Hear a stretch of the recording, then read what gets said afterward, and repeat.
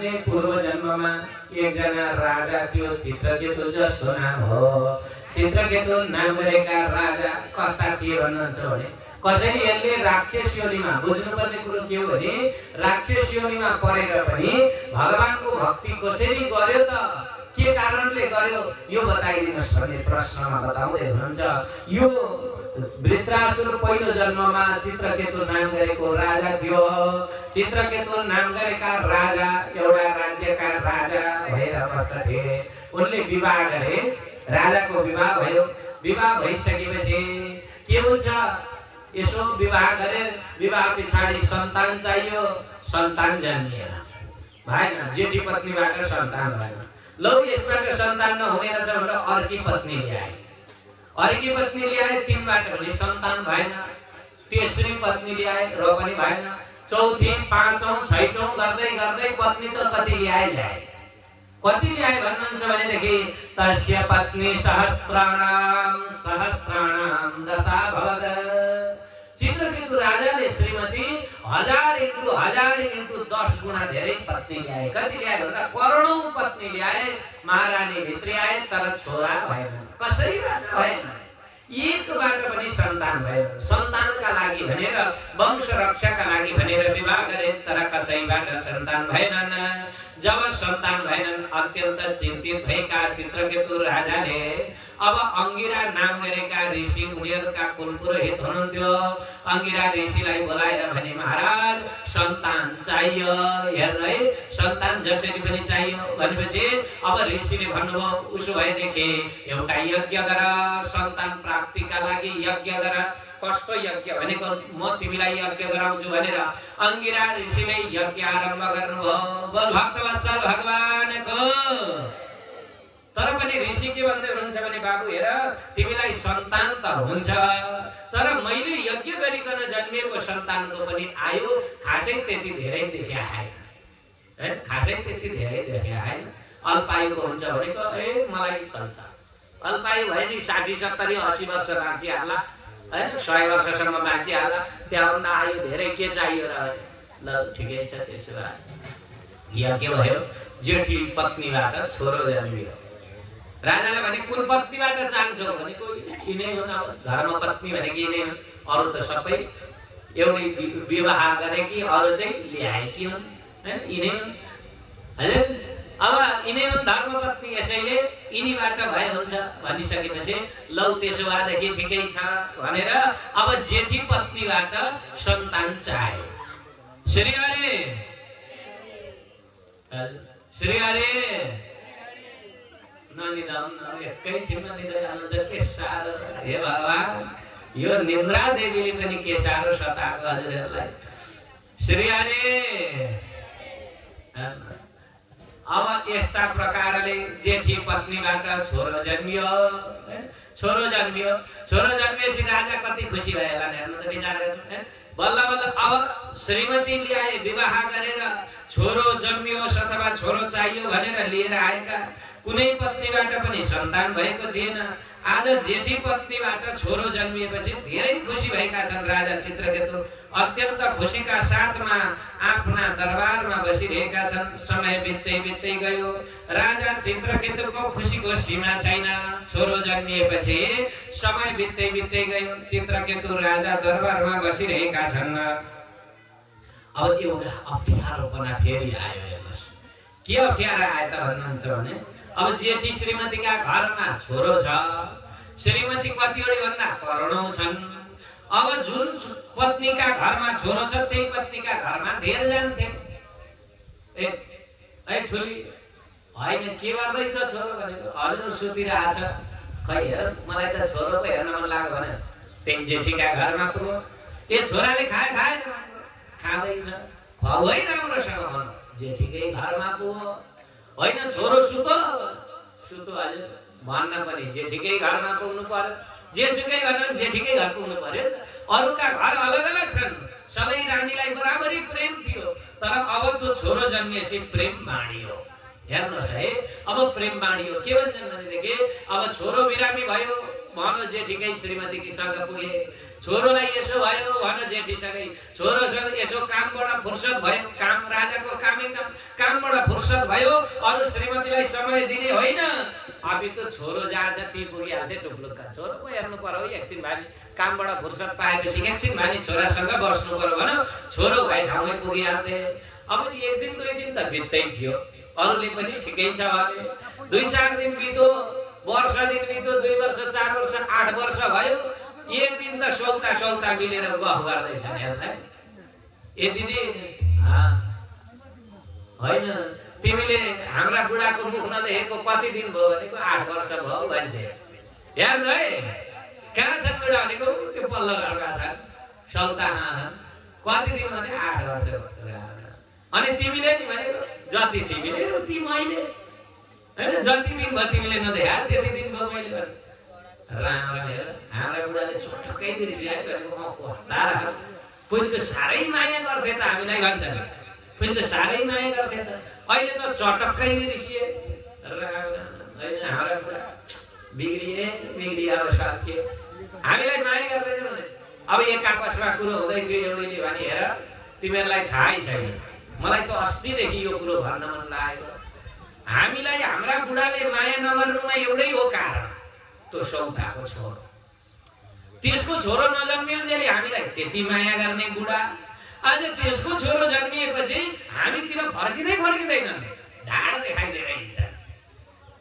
महाराज भन्नु भने नि बोल्ने फुर्सद छैन अहिले त हामीसँग, हाम्रा बुढाको बोल्ने फुर्सद पनि छैन, हेर्नु हामीसँग बोल्ने फुर्सद पनि छैन। कस्ता एक आपसमा कुरो गर्दैछ। अरूले भन्छ के कस्ता बुढाको माया तिमीहरूलाई चाहिन्छ चाहिँदैन भनेको चाहिन्छ, चाहिन्छ भने मसँग एउटा आइडिया छ। के आइडिया भनेको के आइडिया भनेको त्यो एउटै त हो नि, हाम्रो यत्र जानबाट हाम्रो माया खोज्ने त्यही सौताको छोरो, त्यसलाई मार्दिउ न आ भन्छ। हेर्नु यसो कुरो गरेको अनि थाहा पायो भने भनेको के को थाहा दासी हामीसँग छँदैछ, दासीलाई बिस खाँदै भन्नु मारिदियो। अब भनेको चाहिँ कुरो मिलो, सौताको कुरो मिलो। अब यिनीहरू के गरे त भन्नुहुन्छ भने एक दिन दासीलाई लगाए, हेर लगेर यो बिस खान दे छोरा भनिसकेपछि दासीले लगेर छोरालाई बिस खान दिए। जसै छोराले बिस खायो, बिस खाएपछि छोराको त शरीर छुटेर गयो, यता बिरामी पर्यो, छोरो हाहाकार भयो, दौडा दौडी कुदाकुदी हुँदाहुँदै बिस कडा थियो, छोरो मर्यो। हेर्नु है अब जसै छोरो मर्यो हाहाकार मचियो राज्यमा। राजाको त्यस्तो पुत्र, राजाले त्यति धेरै प्रेम गरेको, त्यति दुःख गरेर प्राप्त भएको छोरो आज के भयो त भन्नुहुन्छ भनेदेखि मर्यो। हुन्छ लिएर जानु, हेर्नु है अब मर्यो। जसै छोरो मर्यो अत्यन्तै पीडा भयो राजालाई। अब विचार गर्नुहोस्, आफ्नो छोरो काखको छोरो मरेको छ, आमा कति क्षुब्ध भएकी छन्, कति दुखित भएकी छन्, कति पीडित भएकी छन्। आमा मरेको छोरालाई काखमा राखेर बार बार त्यही मरेको छोरालाई हेर्दै रोइरहेकी छन्। छोरो मरेर यता राजाले पनि यो कुरो सुने, जंगलमा गएका राजाले छोरो मरो भन्ने कुरो सुनेर राजा त जंगलबाटै कहाँ हात्ती कहाँ घोडा सबै थोक त्याग गरेर दौडिँदै आए। मरेको छोरालाई देखेर विलाप गरेर रुन लाग्दा भए। राजा मरेको छोरो काखमा राखेर अत्यन्त व्याकुल भएर रोइरहेका छन्। हा पुत्र भनेर रुन्छन्। हेर्नु सबै रानीहरू पनि झुटमुटो रुनु पर्यो नि त, सबैले देखाउनको लागि भने रुनु पर्यो। रानीहरू पनि रोइरहेका छन्। उनकी आमा जो गर्भ जन्म दिने आमा थिइन् उनी त बेहोस भएकी छन्। दास दासीहरूले उनलाई पंखा उम्किरहेका छन्। राजा पनि अत्यन्त व्याकुल भएका छन्। त्यो मरेको छोरालाई काखमा राखेर विलाप गरेर रोइरहेका छन्। हा पुत्र, आज मेरो मर्ने उमेरमा मेरो छोरोको मृत्यु भयो भनेर विलाप गरेर बसिरहेका छन्। सारा प्रजाहरू दुखी भए राजाको त्यो रोदनलाई सुनेर सारा प्रजाहरू अत्यन्त व्याकुल भएका छन्। सबै प्रजाहरू पनि दुखी भएका छन्। कोही छैन त्यहाँ खुसी हँसिलो अनुहार भएको। अनि आफ्ना पतिको त्यो रोदनलाई देखेर ती सौताहरू जसले छोरो मारेका थिए यिनीहरूलाई पनि अत्यन्तै पीडा भयो। सबै पीडाले छटपटाइरहेका छन्, रोइरहेका छन्। तर आज चित्रकेतु राजाले त्यो मरेको छोरालाई काज क्रिया गर्न, अन्त्येष्टि गर्न लिएर जानुपर्छ भन्दा दिएनन्। 2 दिन बितिसक्यो, मरेको छोरालाई बार-बार हेर्छन्, अनुहारमा हेरेर बार-बार रोइएर बसिरहेका छन्। अनि त्यही मरेको छोरालाई आलिङ्गन गरेका छन्, छातीमा च्यापेका छन्, अनि मोही खाँदै बार-बार रोइरहेका छन्, भनिरहेका छन्, हा पुत्र, हे दैवत त कति निष्ठुर रहेछस्, मेरो यो छोरालाई लिएर गइस्। आज मेरो उमेरमा यदि लानु नै थियो भने मलाई लिएर जान्थिस् नि, मेरो छोरो किन लगिस् भनेर व्याकुल भएर रोएका छन्। मरेको छोरालाई काखमा राखेर, महाराज हजुरको छोरो मरिसक्यो कसैले भनिदिए। यो सुनेर राजा रुन्छन्, भन्छन्, मरेको होइन मेरो छोरो उठ्छ, केही क्षण मेरो काखमा आनन्दले सुतेको छ मेरो छोरो मरेको होइन, मरेको नभनिदिया। कति पीडा छ आज आमा बालाई, कति पीडा छ। मरेको छोरालाई काखमा 2 दिन बितिसक्यो तर उठेका छैनन्, खानपिन त्याग गरे, खाएका छैनन्, अन्न परेको छैन पेटमा। त्यही छोराको अनुहार हेरेर आँसु खसाउँछन्। अनि फेरि त्यही छोराको निधारमा चुम्बन गर्दै अनि छोरालाई घरिघरि भन्छन्, बाबु उठन, अब त बिहान भयो, यो उठन, अलिकति केही खाऊ न बाबु। बार-बार त्यो छोराका अनुहारमा हेरेर बिलाप गरिरहेका छन्। राजा चित्रकेतु अत्यन्त व्याकुल भएका थिए। चित्रकेतु राजाका सामनेमा अब केही चलेन। ऋषि हङ्गिरा आउनुभयो तर पनि कसैले केही भन्न सकेनन्। चित्रकेतु राजाका सामनेमा कसैले केही बोल्न सकेनन्। नारदजी महाराज टुप्लुक्क आइपुग्नुभयो। नारदजी महाराज जसै टुप्लुक्क आइपुग्नुभयो, नारदजी महाराजलाई देखेर चित्रकेतु राजाले मन साष्टाङ्ग दण्डवत गरे। महाराज बिन्ती गर्दैछन्, महाराज आज मेरो नाबालक छोराको मृत्यु भएको छ, म के गरौँ? मैले पुत्र भनेर प्राप्त गरेको यो पुत्रलाई आज कुन दैवले छिनेर लिएर गयो, कुन चाहिँ पापिष्टको आँखा लाग्यो। महाराज मेरो छोरोलाई बचाइदिनु पर्यो। चित्रकेतु राजा गइरहेका छन्। नारद भन्नुहुन्छ, बाबु यो मरेको छोरो फेरि जीवित हुँदैन, केही गरी हुँदैन, यो प्रकृतिको नियमै हो। जो जन्मिएको छ त्यसले मरेर जानु पर्दछ। यसैले तिमीले दुःख नगर, शोक नगर, विलाप नगर भनेर नारदजीले सम्झाउनु भयो। तर चित्रकेतु राजा मान्दैनन्। त्यो मरेको छोरो काखमा राखेका छन्। भोक तिर्ख भन्ने चिज पिटिक्कै छैन। त्यही छोराको अनुहार हेरेर चित्त बुझाइरहेका छन्। अब यसलाई अन्त्येष्टि गर्नु पर्दछ भनेर भन्दा पनि कम से कम अनुहार त हेर्न देऊ। छोरोको शरीर गलिसक्यो, त्यो लाज गलिसक्यो, तर पनि उनी हेरिरहेका छन्। नारदजी महाराज भन्नुहुन्छ, चित्रकेतु यो छोराको अन्त्येष्टि गर्न दिँदैनौ भनेको? दिन्न महाराज, म यो छोरो छोड्दैन, मेरो छोरो म छोड्दैन। काखमा लिएका छन्। पक्का भनेको पक्का। उसो भए के चाहन्छौ? महाराज मलाई छोरो चाहियो, मलाई छोरो चाहियो, अरू मलाई केही चाहिएन। संसारमा मलाई कुनै पनि वस्तुको आवश्यकता छैन, मलाई केवल छोरो चाहियो महाराज। चित्रकेतु राजाले भने। नारद भन्नुहुन्छ, उसो भए म तिमीलाई छोरो दिन्छु। तिमीलाई यदि छोरै चाहिएको हो भने म छोरो दिन्छु। चुप्प लागेर बस। चित्रकेतु राजाले विचार गरे, यदि नारदले दिन्छु भनिसकेपछि पक्का पनि पाउँछु छोरो भन्ने लागेको छ राजालाई। उसो भए चुप्प लागे। आँखा पुछ, आँसु पुछ, आँसु पुछियो।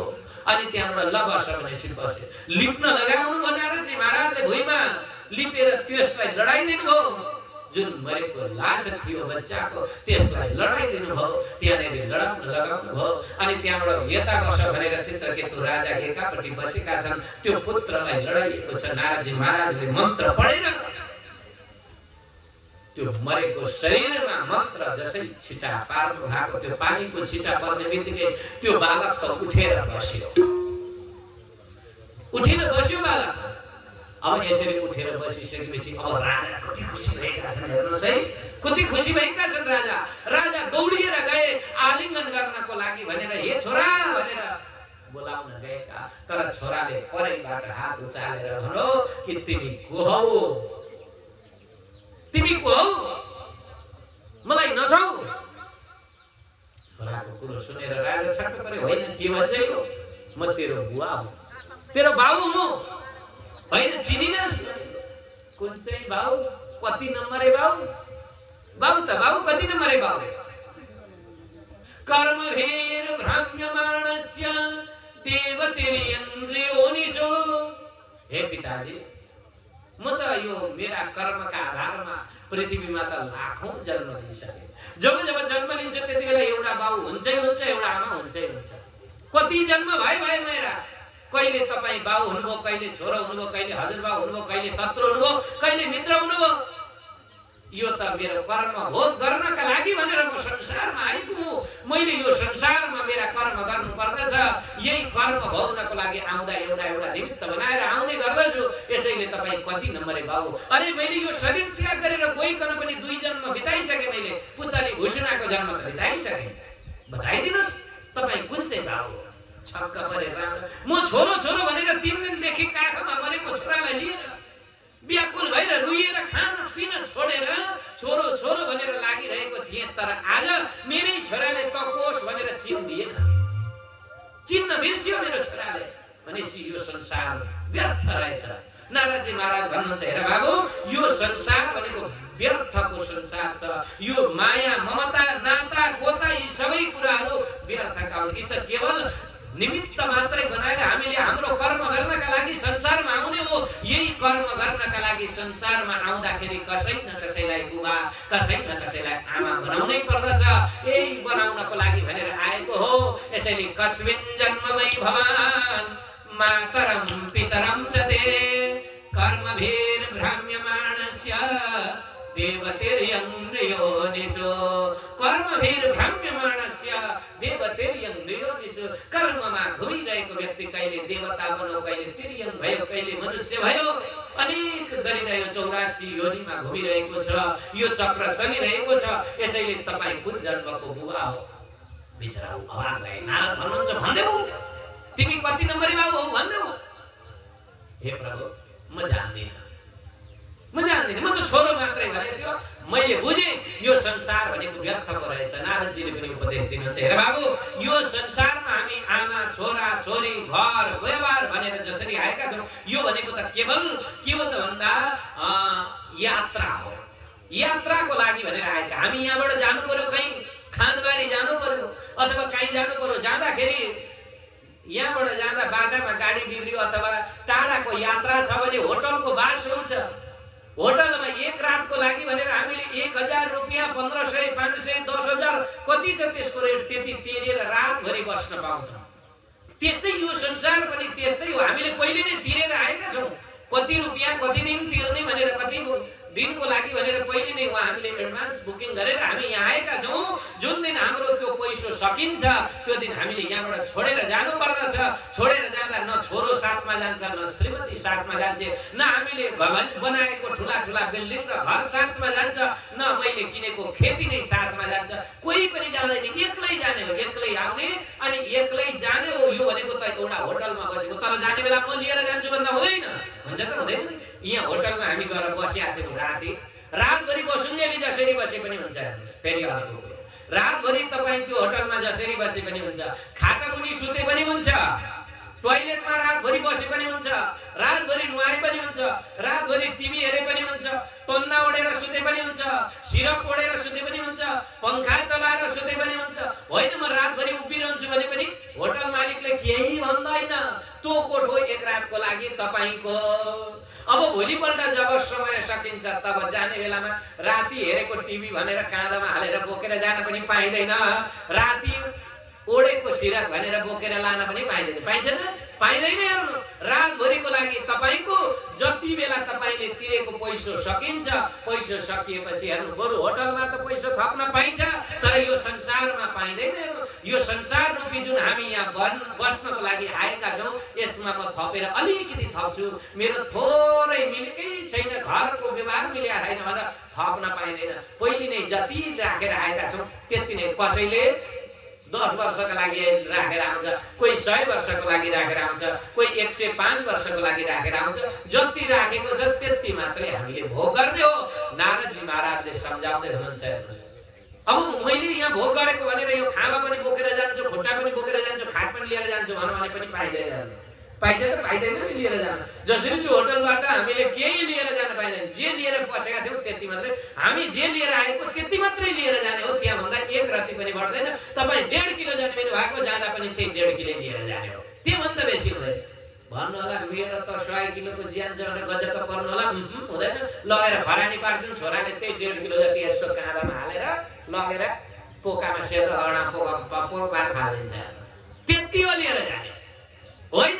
हाम्रातिर त हात्ती पाइन्छ, बाघ पाइन्छ, बाघले खान्छ भन्नु होला, बाघले खाए पनि त्यही 1.5 किलो बिस्टी आइदिन्छ नि। त्यति नै लगेर पुरै पनि त्यही 1.5 किलो हुने हो, जति रुपियाँ शरीर भए पनि। यसैले हामी जति जन्मिएका छौँ त्यति मात्रै जाने हो, त्योभन्दा बेसी केही जाँदैन भनेर नारदजी महाराजले चित्रकेतु राजालाई सम्झाउनु भयो। यता यति भइसकेपछि राजाको कुरो सुने चित्रकेतु राजाले वैराग्य आयो। लौ यो त संसार बेकारको रहेछ, मेरो मेरो भन्नु बेकार रहेछ होइन। हामी मेरो मेरो भनेर लागिरहेका छौँ, यो सारा बेकार रहेछ भनेर चित्रकेतु राजाले बुझे। तुरन्त भगवानको ध्यान गर्दा भए परमात्मा नारायणलाई प्रत्यक्ष गराए। परमात्मा नारायणले आशीर्वाद दिनुभयो। अनि यिनी चाहिँ विद्याधर बनेर सशरीर कहिले स्वर्ग जान्थे, कहिले कहाँ जान्थे। यसरी घुम्दै घुम्दै जाने क्रममा एक दिन यी चित्रकेतु राजा पुगेछन् कैलाश पर्वतमा। चित्रकेतु राजा कैलाश पर्वतमा पुगे। कैलाश पर्वतमा जाँदै थिए, जाँदा जाँदै एउटा घटना देखे उनले। हेर्नुहोस् है, श्री हरे बिर्सिन्छु मैले त श्री हरि भन्छ, निधान त आएन नि। हे भगवान के हाल। श्री कृष्णचन्द्र भगवानको, लक्ष्मी नारायण भगवानको। हेर्नु है, अब के भयो भन्नुहुन्छ भनेदेखि चित्रकेतु राजा कैलाशमा जाँदै थिए। भगवान भोले बाबा बस्नु भएछ उच्च आसनमा। साधु सन्तहरू यसरी नै तल बस्नु भएको। सबैजना बसेको भोले बाबा चाहिँ उपदेश दिँदै हुनुहुँदो रहेछ। साधुलाई, सन्तहरूलाई, जोगी महन्तहरूलाई उपदेश दिँदै हुनुहुँदो रहेछ। अब दिनुभएको त कसरी उता चित्रकेतु आउँदैछन्। हेर्नु है, ती अहिका राजा आउँदैछन्। आउँदा आउँदै यसो हेरे के देख्छन् त भन्दा पार्वतीलाई काखमा राखेको अनि उपदेश दिँदैछ सन्तलाई। चित्रकेतु राजाको त के भन्छ दिमाग घुम होइन, के पाराको यो। आस्ते सभायाम वै मिथुनी भूय भार्यया होइन, के हो तिम्रो पारा। सभामा मिथुनी भूय भार्यया, मिथुनी भएर भार्याका साथमा, श्रीमतीका साथमा बस्न लाज लाग्दैन। कम से कम सभामा बस्दा, जोगीहरूसँग बस्दा त तिम्री फलानी छोड्दिनु नि भने गाली पो गरे उनले।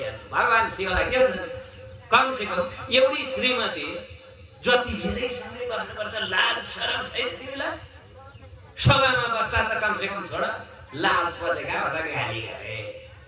भगवान भोले त नामै भोले। हेर्नुहोस्, नामै भोले मुसु मुसु हाँस्नुहुन्छ। यसको बुद्धि नै यस्तै, जसको जे छ त्यही भन्छ। यसले जानेको त्यति हो, मुसुक हाँस्नु। तर माता पार्वतीलाई क्रोध आयो। ए मूर्ख होइन त कोस, भगवान शिवलाई अम्लो उठाउने त कोस, जा त चाहिँ गएर राक्षस भइजा भनेर श्राप दिनु हो। जसै माता पार्वतीको श्राप प्राप्त गरिसकेपछि अब पार्वती माताका चरणमा परेर भन्छ, माता अनुगृह्णामि ते शापम। हे माता, म हजुरको श्रापलाई ग्रहण गर्दछु, म ग्रहण गर्दछु माता। तर मबाट जुन भुल भयो यसको गल्तीको लागि माफी गरिदिनुहोस्। मेरो कारणले गर्दा तपाईको चित्त दुखेको छ, तपाईलाई अप्ठ्यारो परेको छ। हे माता, मलाई क्षमा गर्नुहोस् भनेर जसै उनले माफी मागे, तब माता त माता हुन्छन्, आमा त आमा हुन्छन्। आमाले तुरन्त क्षमादान दिनु हो अनि भन्नुहुन्छ, हेर मेरो श्राप व्यर्थ त हुँदैन, तिमी राक्षस योनिमा त जान्छौ।